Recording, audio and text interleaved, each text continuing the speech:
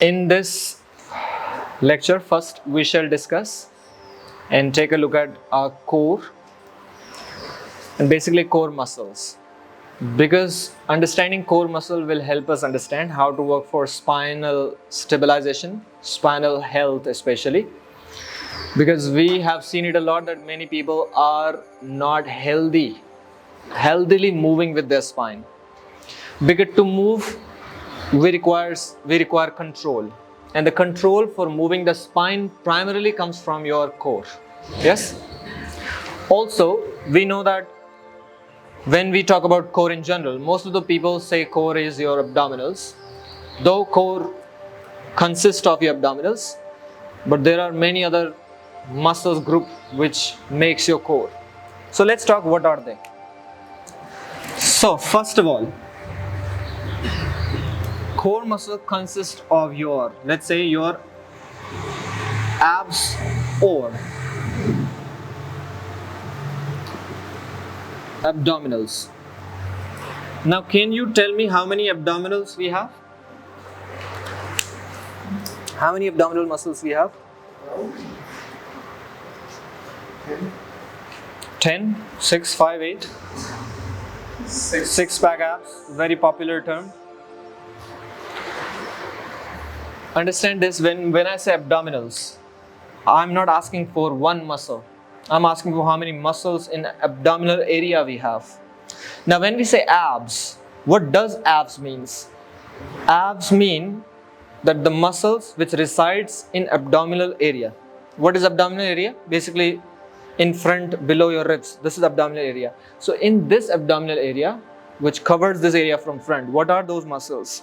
So first abdominal muscle, which is most superficial, is known as rectus abdominis. Let me show you the picture of this muscle. So look carefully. You may have been familiar with this muscle. Check where this muscle connects. Yes, can you see? Look, this muscle connects to your ribs, almost at the bottom, and goes down. Notice where it connects. It connects at the pelvis. Remember, pelvis. It means it is crossing the joint between your spine and your pelvis bone. Understandable? So let's understand. Looking at this muscle location and understanding what we have learned about muscles in past, which is that muscles pulls or contract. So on the basis of this concept that muscle pulls or contracts, can you guess or find it out that what will this muscle do for your spine? Will it bend your spine forward or backward or left or right or twist? What do you say? Forward. Obviously forward, because it is connecting in front. So when it will squeeze, visualize this. If it squeezes, it will pull the ribs down. But let's say if my ribs are connected, I am holding on to something behind me. So it will not be able to pull my ribs down, but then it will pull my pelvis upward. Do you understand this? Remember, muscle pulls only. What will be pulled, what will remain stable, depends upon how they are relatively. So check. What do you think? Which part of the body is heavier? Lower part below your pelvis or upper part?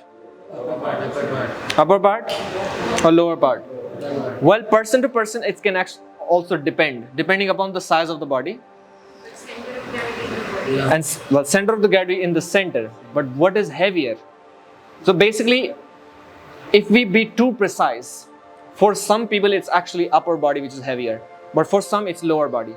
You will notice for many people raising leg is easier, while for some other people raising their chest is easier.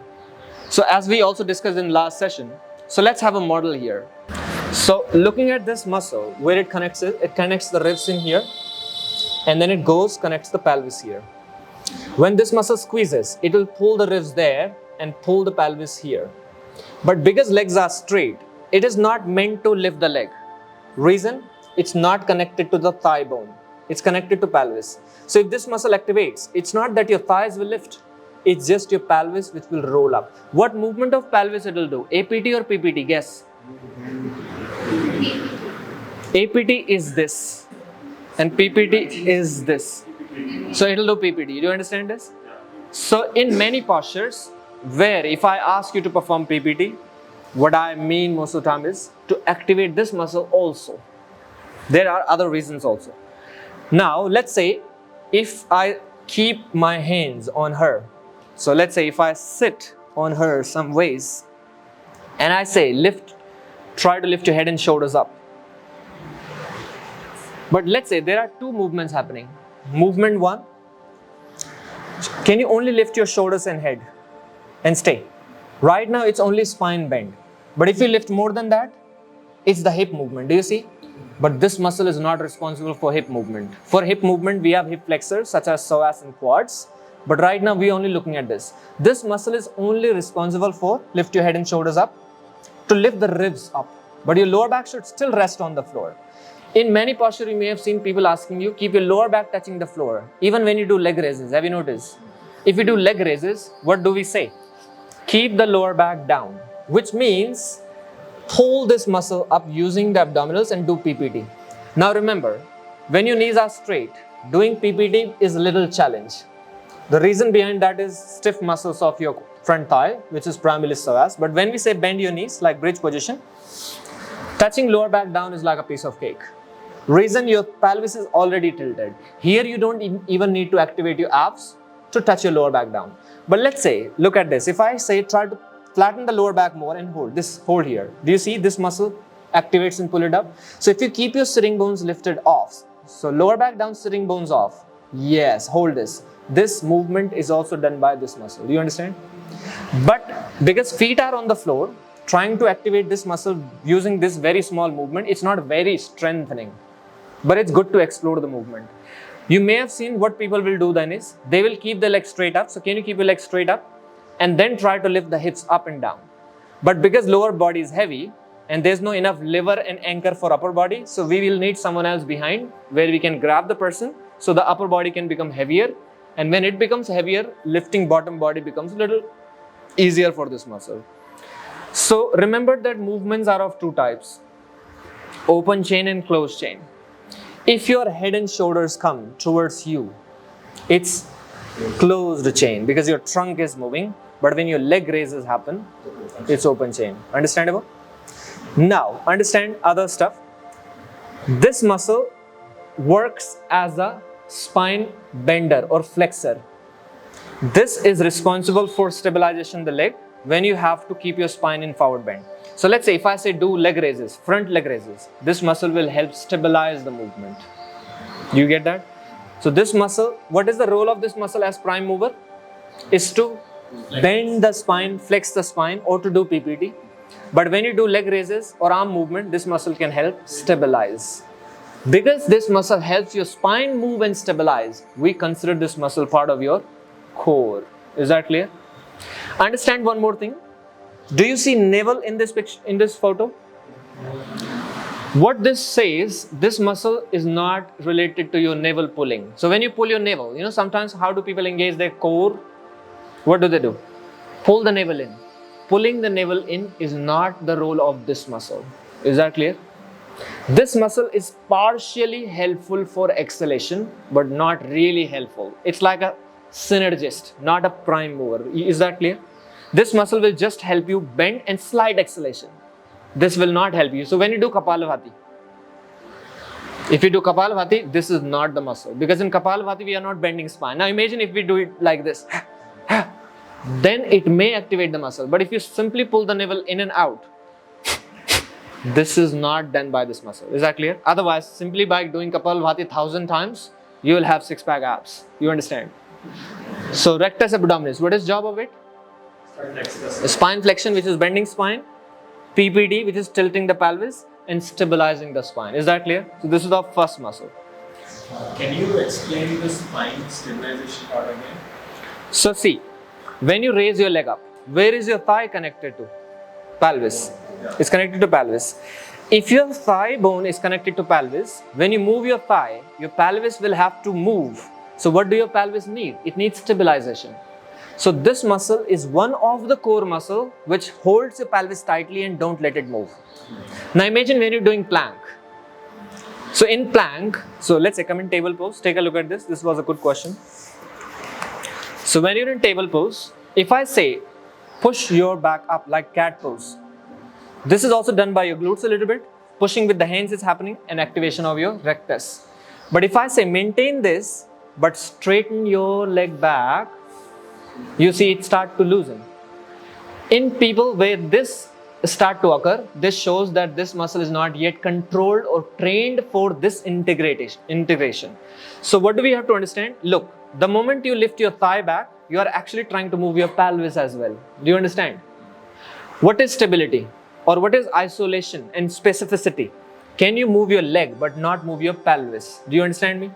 Like, can I move my arm but not move the shoulder blade? Can I move my finger but not move my wrist? Isolation movement.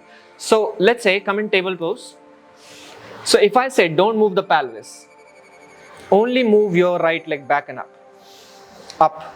You see pelvis start to tilt. It means that the moment you move your leg, your thigh bone is associated with the pelvis and it will start to move the pelvis.